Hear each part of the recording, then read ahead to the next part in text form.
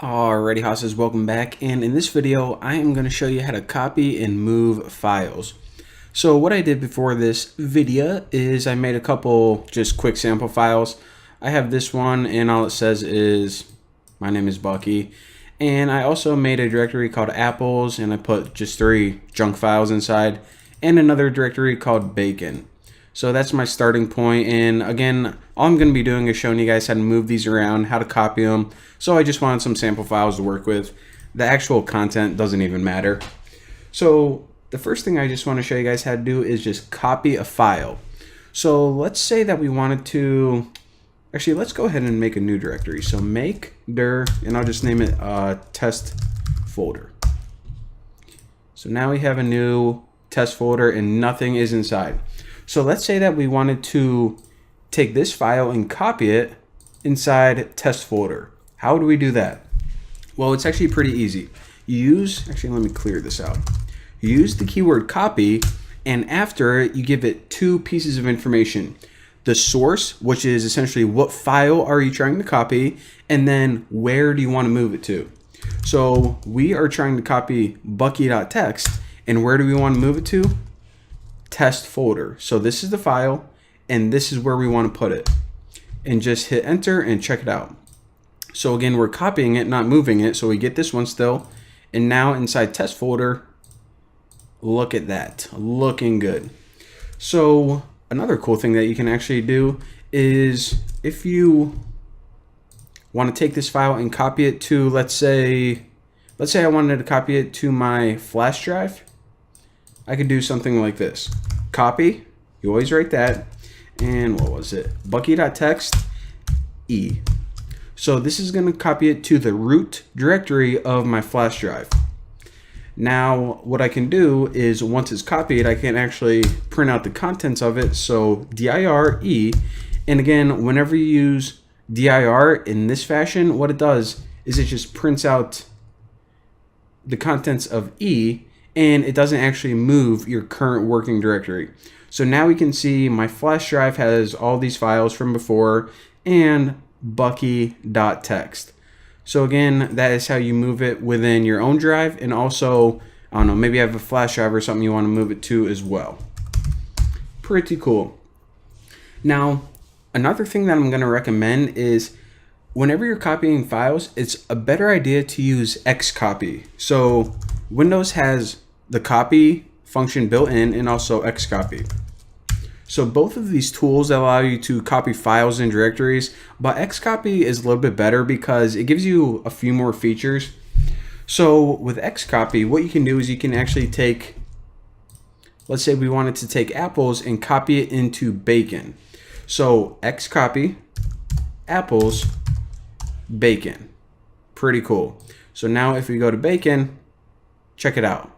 So these files weren't here before, but what it did is it took all the files from apples and it moved them to bacon. So let's just go ahead and delete what's inside bacon. And all right. Now, another cool trick that you can do is say that what you wanted to do is actually take apples and actually, let me do this. Let me just do this from a command line. New folder, and I'll say inside apples, and I'll make a new file. I'll say whatever.txt.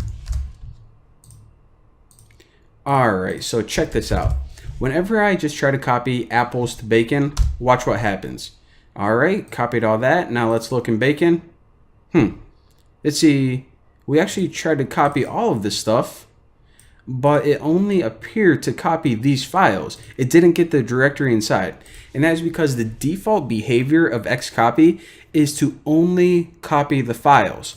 So whenever you have subdirectories inside, like inside apples, it's going to ignore those. However, what we can do, since we're using Xcopy, which is kind of like an advanced copy, is we can actually tell it to not only copy all the files, but the subdirectories as well.